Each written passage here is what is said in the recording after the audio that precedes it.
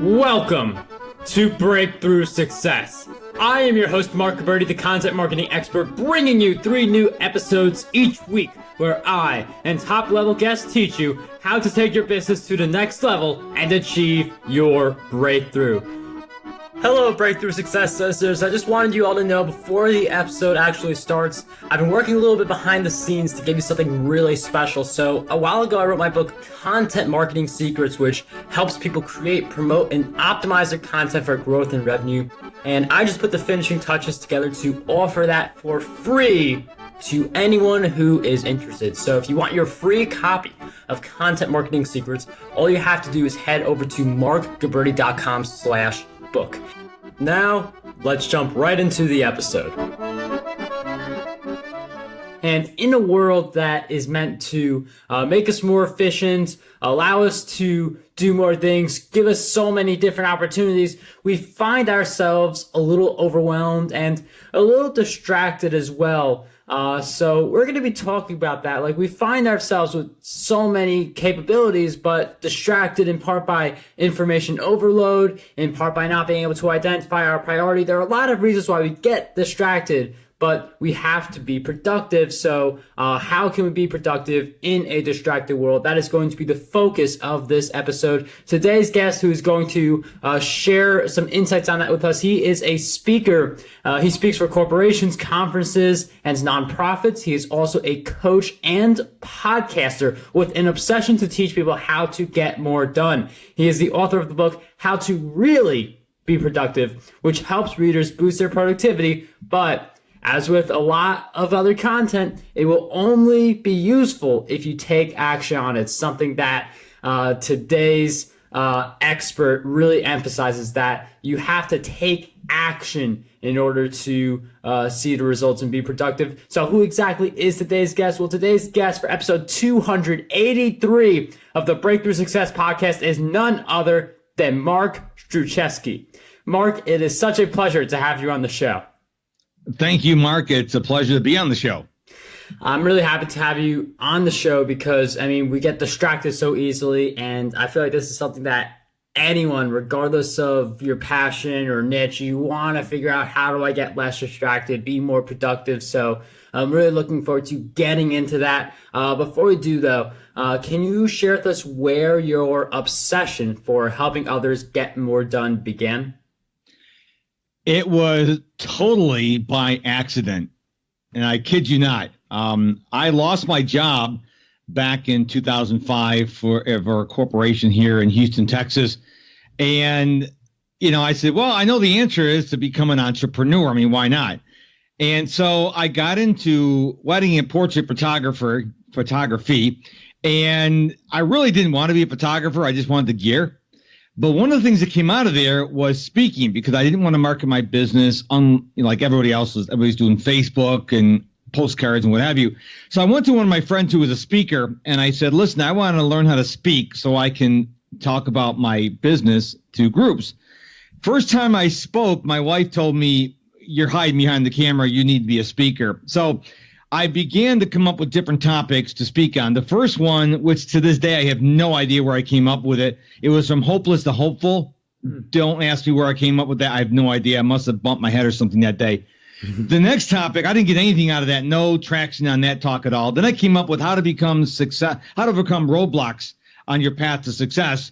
Note to self, if you're not successful, don't write a book about being successful. It's not authentic. And so one day I was sitting with my coach, and he said, you don't look good today. I'm like, I really want to speak, but I don't know what I should speak on. And he said, well, why don't you speak on productivity? I'm like, why would I want to speak on productivity? He goes, because you are so productive. And I said, well, isn't everybody? And he said, no, most people are not productive at all. They're spinning the wheels, not going anywhere. And so I started diving into the whole concept of productivity.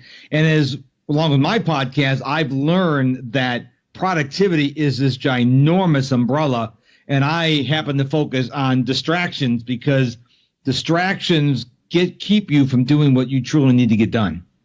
And I mean, you really hit on a point where not everyone is productive. I feel like a lot of people, they know how to be productive. They have an idea, but it is that implementation part where, I mean, if you are productive, you feel like it comes easy to you. Like with any kind of skill, you feel like it comes easy, but when you look around, you realize, hey, that skill doesn't necessarily come as easy. And then you found your calling to help people get more done. So that is a really great backstory, and interesting how your coach helped you reach that determination for you to focus on productivity. And now I'd like to focus a little bit on the whole distractions part, because I feel like we have good intentions, but then we get hit up by a distraction that evolves into 2, 3, and so on. And you say that the 3 big distractions are email, social media, and people. And I would like to tackle those one at a time because I feel like they're so important. But I'm wondering if we could start with email. How can we, because we have to be in the inbox a little bit. So how can we do what we have to do in the inbox without getting sucked in? One of my favorite words is compartmentalization. And what I encourage people to do is you schedule time to be in your email. And when it's not time to be in your email, you don't be in your email. And that means, I know this is going to be heresy to a lot of people, you turn off those notifications. Mm-hmm. Most people don't need to be alerted every time they get an email. And what's happening is they're going about their day, and all of a sudden they get a pop-up on their phone. Oh, it's an email. I've got to check it. And it turns out it's spam email or a newsletter or something like that. So I tell people you need to not be in your email as much as possible. I mean, email is a fact of life. I'm not saying it's not. What I'm saying is don't live in it. Don't have your notifications turned on. Those are my first big 2 tips. The third one is whether you're composing an email for the first time or you're replying to someone, don't be vague. Be very, very clear on your answer or what you're asking for and what you expect out of them. Don't ramble on. But don't say things like, well, what do you think? Or thoughts, ? Make sure you're very specific, because the last thing you want is the other person to not understand what you said. And then they reply to you, I don't understand. And then you reply back to them, and it's this ping pong back and forth. So I always tell people, be very clear. Read it over several times before you hit send. Was I clear? Do they understand what I'm wanting? And be very clear, especially about your call to action. So if you want them to proofread something, don't say thoughts, ? Say, I have attached the document that we've been working on. I finished drafted it. Please read the whole thing and then give me back your thoughts when you finish reading it. So they know not to reply to you until they have finished reading the entire report, instead of just going, well, what do you mean? You see what I'm saying? You want to cut down the number of emails going back and forth. I mean, I like, if you do have that clear response, you do decrease that back and forth. And I feel like a lot of time in the inbox, it's unproductive, not just because you're not doing something like a podcast interview or working on your book or something like that. It could also be just replying like 10 replies and something that could have been done in just one very thoughtful reply in the beginning. So really great insight there. And also getting rid of those notifications. I mean, it does sound like heresy to some people. That's one of those things, you just got to do it. There's really no other easy way. You just got to make that change happen. And then it's easier for you to focus on other things. And I'd like to talk next about social media, because people see that, especially listeners for the show. They see social media as a way to grow your business. But I mean, again, there's trending topics, there's content surfing. So again, like, how do we get on social media, do what we got to do, and then not get warped by the trending topic or whatever is there to get us? Let me say the word I love that I said a few minutes ago when we were talking about email: compartmentalization. Don't have all your notifications turned on for all your social media platforms and reply to every email or every notification that comes in, because you won't ever get anything done.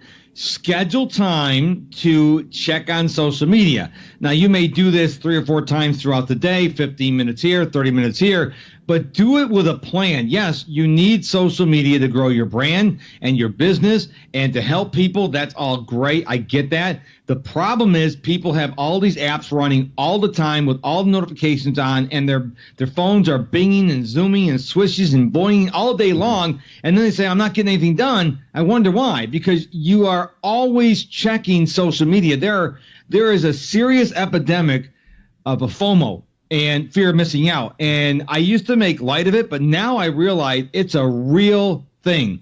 People are always checking Facebook. Not me. I deleted my Facebook account. Oh, wow. Twitter, LinkedIn, Snapchat, Instagram. They're afraid they're going to miss something. And I'm like, what are you doing? I'm checking. What are you checking? You're with lunch with me. Well, I may miss something. If something big is going to happen or has happened, a satellite falls out of the sky or there's a bomb going off, you're going to hear about it.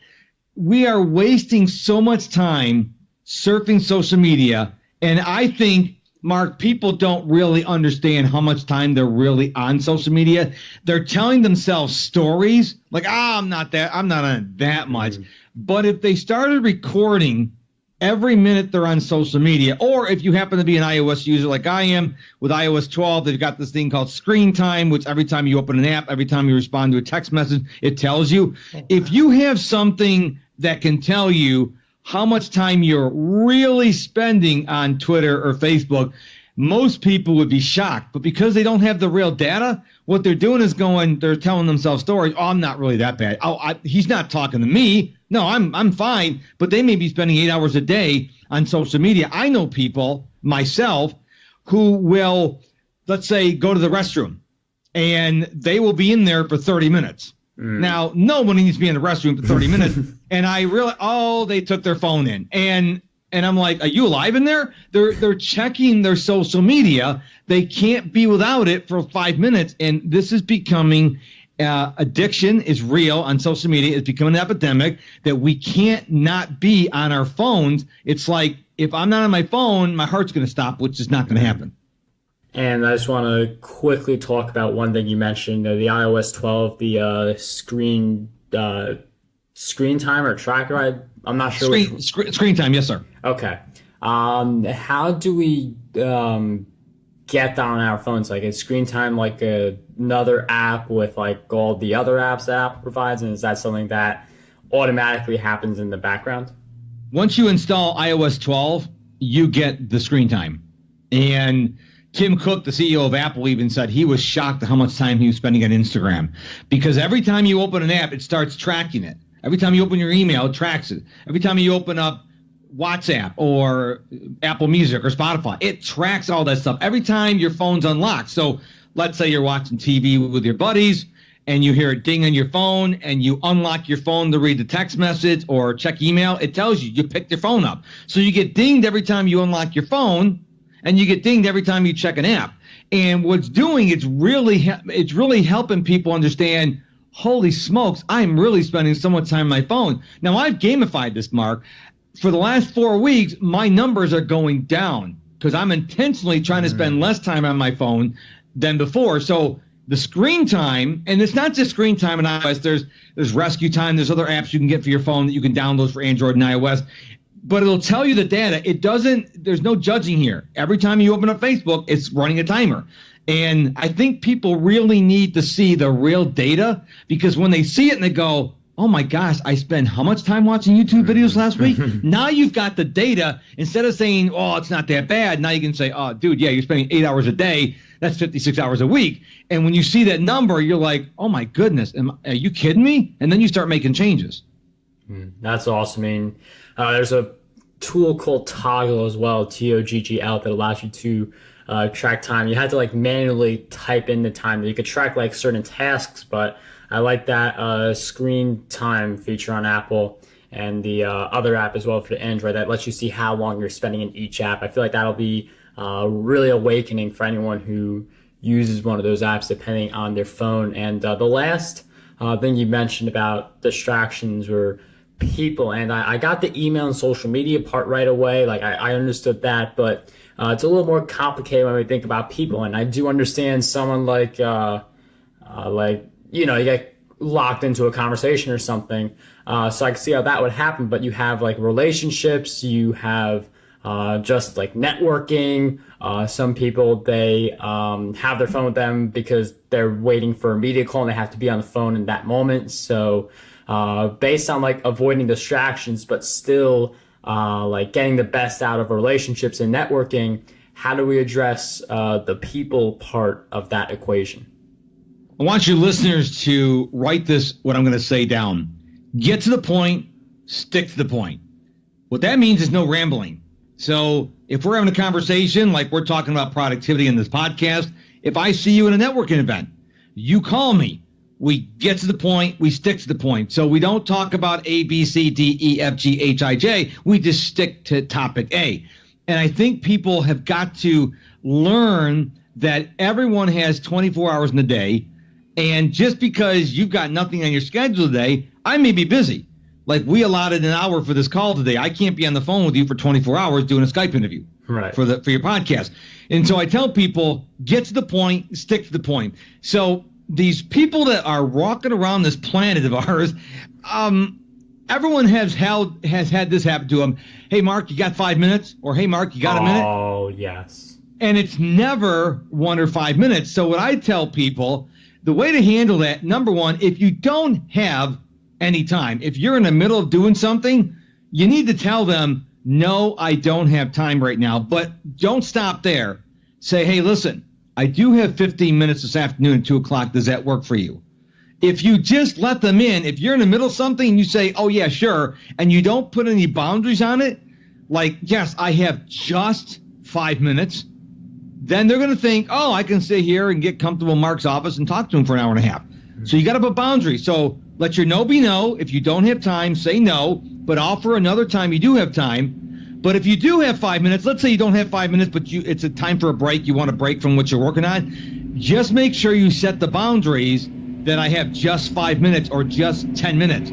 If you don't tell them that, what's going to happen is they're going to talk and talk and talk and go from topic to topic to topic because you didn't put the boundaries. And when you get closer to the end of the time, let's say you gave them 10 minutes and you look at your watch, I recommend using your timer on your smartphone. When you get down to the last minute or two, say, hey, listen, okay, we got 1 or 2 minutes left. Let's wrap it up. Because if you don't put that boundary on there, they're not going to know when to stop because they're not watching the clock.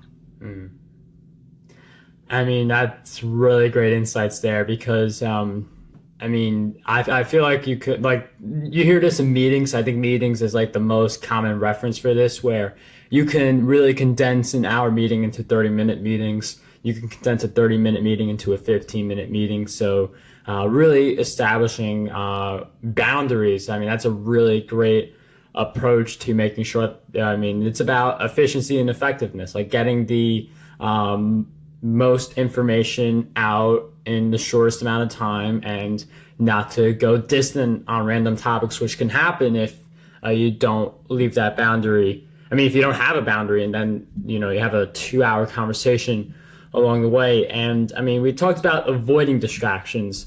I'd like to also talk about the concept where people, they're doing their work, but they're not necessarily doing the work that is leading to their desirable results. So let's say that you want to get more book sales and you're focused on like some completely other segment that has nothing to do with book sales. So how do you recommend we stay focused on the work that is truly important instead of chasing all of the work that we're doing, treating it all equal, and being busy instead of productive? Well, before I answer that question, let me just go back and talk about meetings just for a moment if I can. Sure. When you go to meetings, whether you're the meeting planner or the meeting attendee, here's some ideas, especially if you're the meeting, you created the meeting. Don't have refreshments. No coffee, no water, no food. Because that's, people get there and they start socializing. Okay.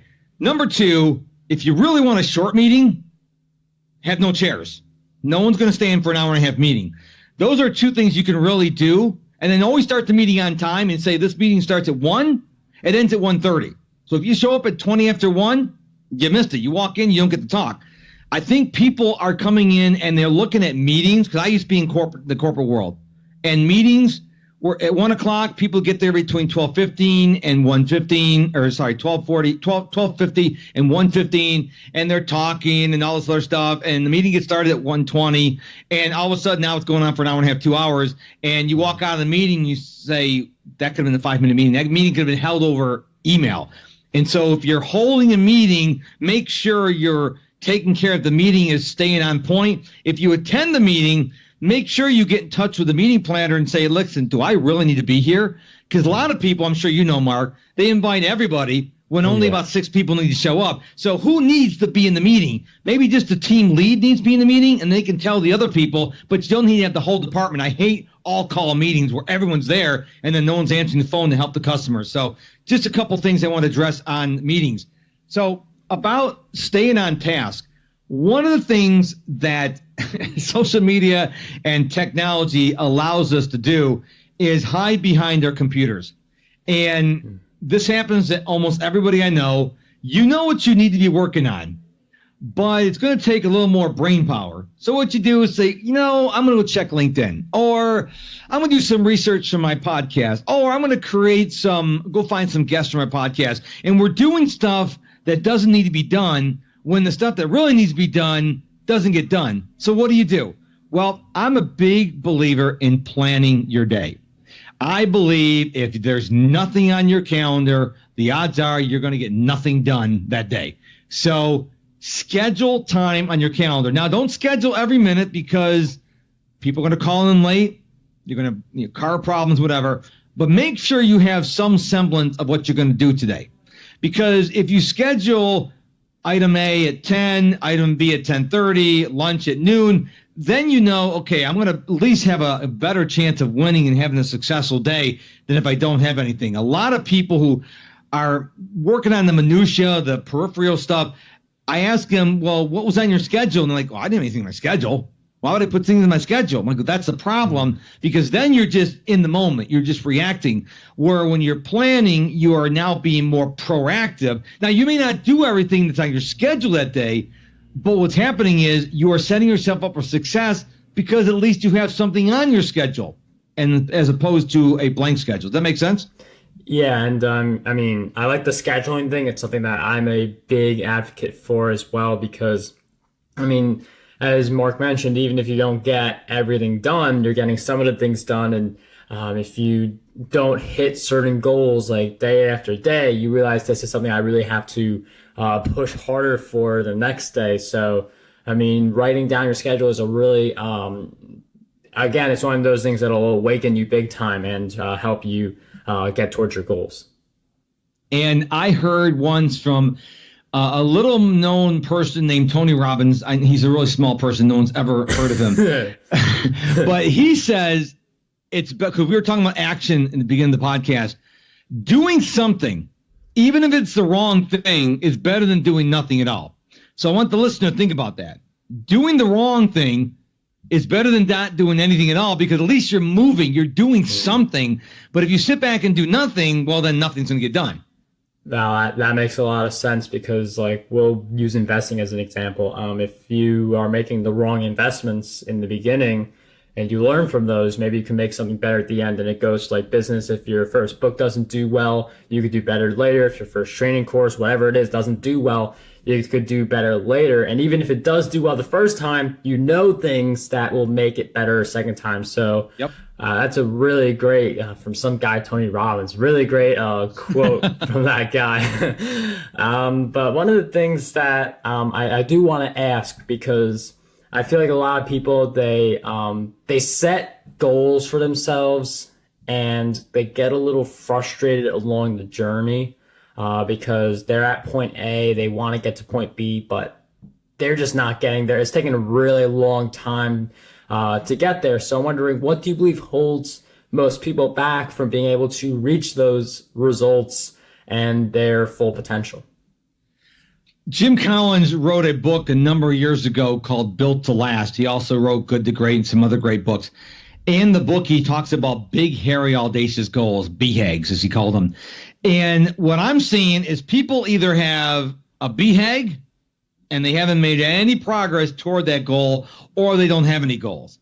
So let's address the people, because I think more people don't have any goals at all than have too many BHAGs. So here's the thing.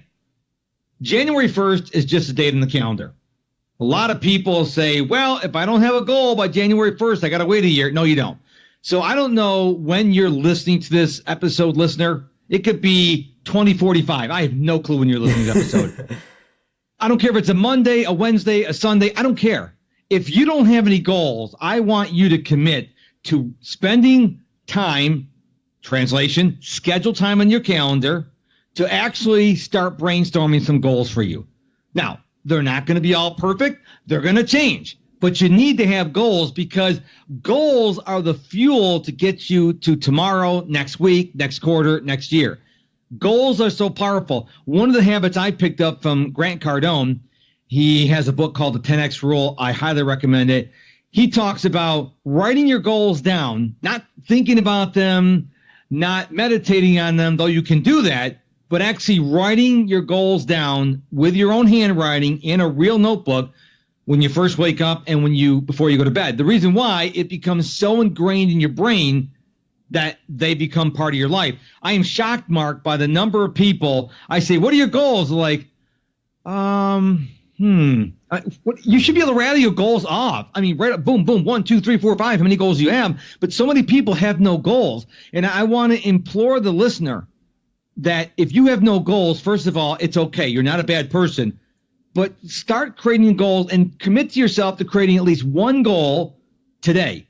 Now, make sure it's a stretchy goal. Don't make it like, I want to listen to one more podcast in the next 2 years. That's not a stretching goal. I want you to say, okay, I've always wanted to write a book. I want to write a book within 5 years. Say, I want to have my book written in 180 days.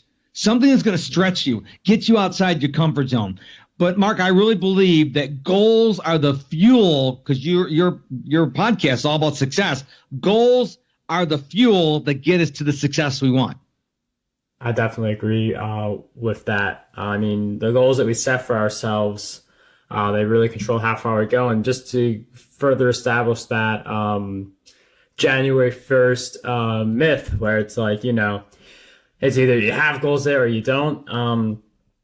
In November of 2018, I set a 12-week goal for myself. And some people were like, well, shouldn't you wait until 2019 to start a 12-week goal, because that's going to cut into the new year? I mean, like, the years are all relative. I mean, it's just this concept of 365 days in a cycle. But the underlying idea is that you set a goal now to get accomplished within a certain time frame. So it doesn't matter if you're setting the goal on January 1st, January 20th, November of 2019, or it doesn't matter when you set the goal, as long as you're setting it now and you have a deadline for accomplishing that goal. Because, I mean, you point out something really important, because I feel like this episode is going to come out sometime in January, where you don't need to have that New Year's resolution to have a make or break year. And I would like to say, for my really big goals, because I do have some really big goals, I have chosen my birthday, June 21st, is the day I like to set for a deadline. I don't know why I picked that. So any of my big goals, because I love my birthday. I get lots of presents. People throw parties for me. So on the really big goals, I don't set them for December 31st. I set them for June 21st. It's just what I do. Now, if I have a yearly goal, such as I want to have this many downloads of my podcast, well, I look at a calendar year. Or if I want to make this amount of income, I will have it for a calendar year. But I know I had Brian Moran, he wrote a book called The 12-Week Year, I believe it was. And he says, break your goals down to 12 weeks. These are all just hacks and strategies, listener. What you need to do is do something. I don't care if it's a yearly goal, a quarterly goal, a 12-week goal, and a 6-month goal. You need to have goals. So don't get caught up into, well, should it be a 12-week goal or a 1-year goal? I'm sure you agree with this, Mark. Don't worry about the time frame. Yeah. Just start with having a goal first. And I mean, you mentioned a lot of great books there. Brian Moran, he was a guest on the show, so we will link to that in the show notes. You've mentioned a lot of books, so I'll also mention podcast domination for anyone who wants to grow a podcast. MarcGuberti.com/PD. That is Marc with a C. We have on the show Marc with a K. So quite the predicament there with the C versus the K battle. But I'm wondering, I mean, like you mentioned that you weren't always into the productivity space. You mentioned that you weren't in your job in 2005. So I wonder if you could talk about one of the big challenges you faced in your journey. It could be that moment where you were getting to that, like identifying yourself and becoming a productivity expert, whatever it may be. But one challenge you faced in your journey and a powerful lesson you learned during that challenge.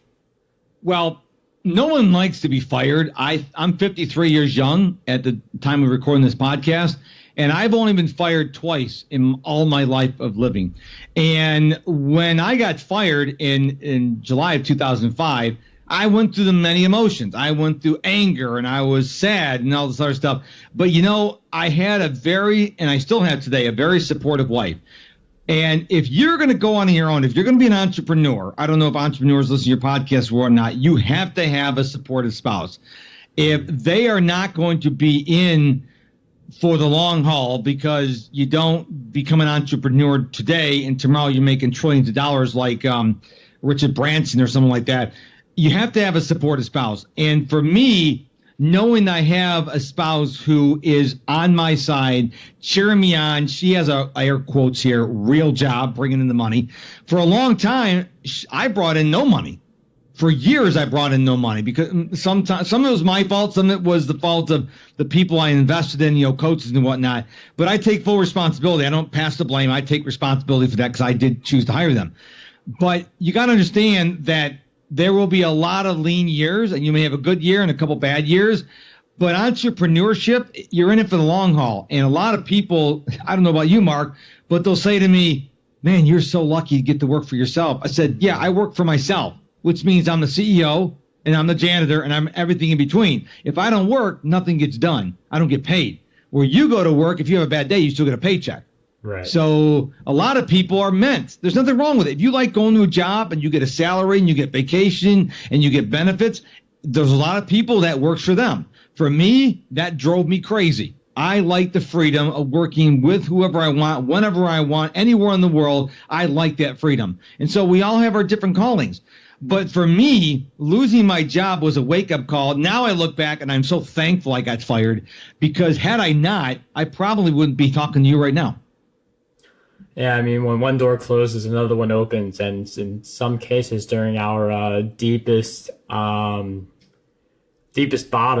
like our worst points, the valleys, there's the comeback story. There's the rebound. So it's in part like learning from what happens to you instead of, I mean, Marc could have very easily just been upset with the world and like for the rest of his life that he got fired in that job, but he decided to reinvent himself. He decided to pursue the lifestyle that he now loves. So just because something really bad happens to you, that could, in the long run, lead you to something even greater than what you had in that moment.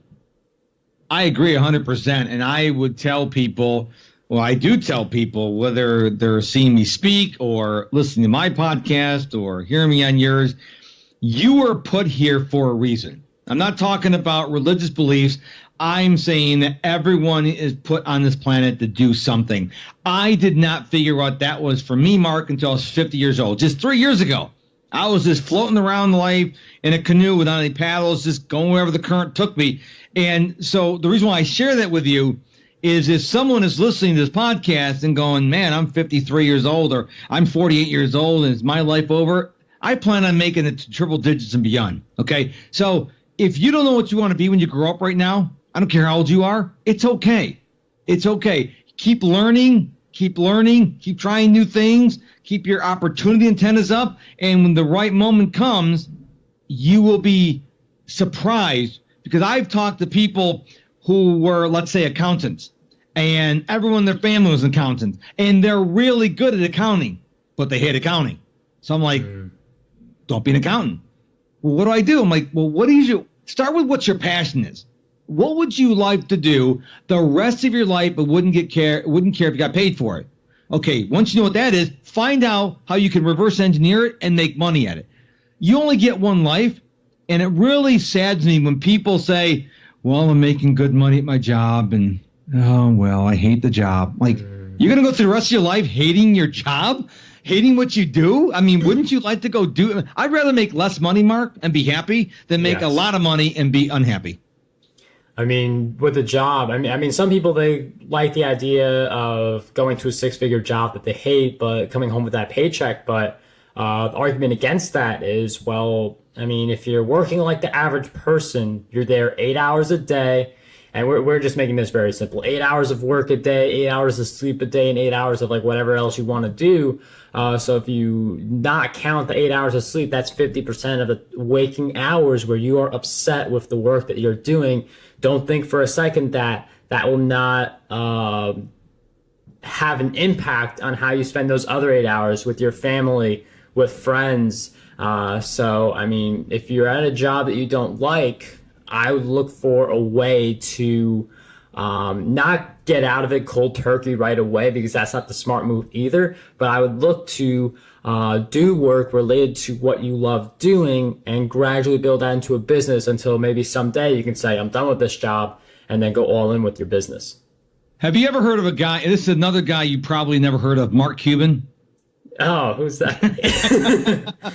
Mark Cuban is a self-made billionaire, and I saw a presentation once he gave. He's also on Shark Tank, which I actually love. It's one of the shows I watch. He had a question for an audience. I guess he was speaking in front of a bunch of college kids, and he said, who's next? So when you're looking at the Mark Cubans, at the Tony Robbins, at the Oprah Winfreys, at the Elon Musk, why can't that be you? So many people go, oh, I could never do that. Well, you're limiting yourself. Yes. Elon Musk was not born with an idea of Tesla and SpaceX, okay? As he grew up, he came up with the idea. So many people are making excuses and say, oh, I wish I could be a movie star. Well, who says you can't? You're saying you can. Henry Ford says whether you believe you can or whether you believe you can't, either way, you're right. So I say dream and do what Grant Cardone says, dream big. I mean, dream so big it makes you uncomfortable because, like Grant says, would you rather fall short of a $1 million a year goal or a $10,000 a year goal? Hopefully all your listeners, Mark, will say, I'd rather fall short of a $1 million goal. Just dream big. Here's the thing. It doesn't cost you anything to dream. And so I encourage people, dream. What do you want to do? Do you want to be a world traveler? Do you want to be the #1 podcast in the world? Do you want to be a best-selling author or a big speaker? There's only one person holding you back, and that's yourself. That's a very powerful message. I'm not even going to add comments to that. I mean, that message in and of itself is powerful enough where it will resonate strongly. But as that is sinking in, that idea we are the only ones who hold ourselves back, I'm wondering, Mark, if you could share with us one question that you believe we need to be asking ourselves more often. One question we need to be asking ourselves more. Well, this is not an original to me. I got this from, again, Tony Robbins. Why? You need to ask the question, why, over and over again. In other words, why am I doing what I'm doing? Why am I at this place doing this job? Why do I own this business? Why am I a speaker? Why am I a podcaster? And find out the answer. What is your why? So many people, again, we already touched about this a couple times in the podcast, are just floating through life, wherever the current takes them, where they go. And I'm like, why are you on this road going this direction? Why are you going to school? I help out in my church's youth group. And I asked him, I said, what do you want to do? I want to go to college. I'm like, why? Well, I thought everybody goes to college. Well, no, you have a plan for why do you want to go to college? Why do you want to become a doctor? Oh, I want to help people. I want to cure cancer. Okay, now that's a why. Have an answer to your why. So I would say to tell people, hey, ask yourself, why are you doing what you're doing? Or why are you working where you're working? And a lot of people, I think a vast majority of people in our world have no clue what their why is. They're just doing it because it's got to get done, but they don't know why. Marc, awesome question. Thank you for sharing all of your great insights with us. This episode's show notes will be at marcguberti.com/E283. If you want to learn more about Marc, head over to Mr. Productivity, MISTER, productivity.com. You'll find a lot of awesome stuff. You'll also find Marc's book over there, How to Really Be Productive, for anyone who wants to boost their productivity. Marc, is there any other places where we can find you, or would you just recommend we go to MrProductivity.com? Well, when they go to MrProductivity.com, if you want to find me on social media, scroll all the way to the bottom of the homepage. There's where I am on social media. There's information on how you can find my podcast on Apple Podcasts, Google Podcasts, Spotify, whatever. Sign up for my email newsletter. So everything is at MrProductivity.com. And I just want to say that it's just a redirect, because if I told you to go to MarcStruczewski.com, you'd go, wait, what? So Mr. Productivity. So I'm telling your listener this so they don't get confused when they type in MrProductivity.com and the website says MarcStruczewski.com. I did that because I'm on a guest on so many podcasts, great podcasts like yours, Marc. I just want to make it really easy for the listener. They have a better shot of going to my website if they go to MrProductivity.com than if they try to go to MarcStruczewski.com. Yeah, that is a good idea, especially, we had to talk before the episode began. I wanted to make sure I got it right, because you've got like a CZEW in there. Yep. It's a good name, but like I feel like if people are typing it, it's like remembering Marc with a C or something like that. I try to make it easier for people. Yeah, it's a great redirect strategy. I like it a lot. Well, thank you. Marc, but really thank you for being on the show. I feel like a lot of people are getting some insights from this episode about how we can be productive in this world that's filled with distractions. So thanks for making some time to come on the podcast. My pleasure. Thank you for having me. How does over 100 retweets per day sound to you? My free ebook, 27 Ways to Get More Retweets on Twitter, has you covered. I use the methods within this ebook to get over 10,000 retweets every single quarter. To learn